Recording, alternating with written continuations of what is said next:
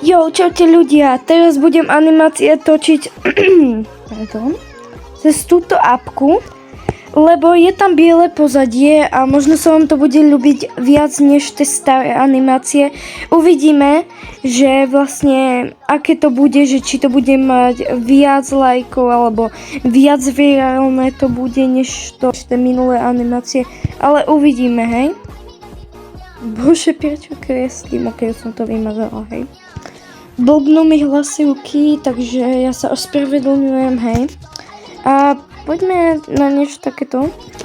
Ale jedna vidinka na týchto animáciách mi príde najhoršie to, že mi to zabera, bude zabrať určite viac miesta ako tie animácie, pretože to som vlastne robila normálne cez YouTube, cez nejaký filtr. A teraz to musím... A k tomu viem, že to nikoho nezajíma, ale ja som bola dneska prvýkrát na bežkách. Jej.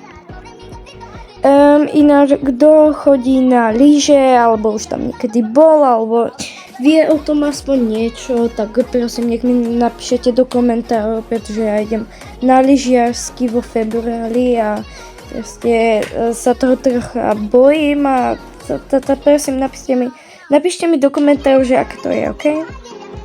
Real som si to moc neužila dneska, pretože na tých bežkách, hej, teraz o tom hovorím, no som vlastne ani moc nebehala, možno ani nie kilometr, ani nie celé kolečko, proste nič, pretože vlastne nám nestíhal čas, pretože kým sa vy oblečete a teda všetko dokopy zapnete lyže, no tak to chvíľu trvá a chvála Bohu, že sme tam boli iba dievčatá, hej.